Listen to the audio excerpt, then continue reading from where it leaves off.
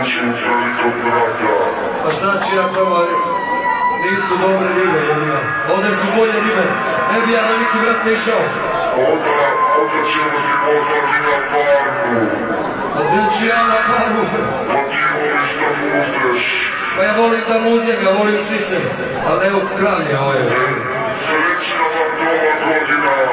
Želim. Hvala veliki brate, hvala što si se javio, a mi idemo. Evo jednog šaračića za tebe veliki brate, živari.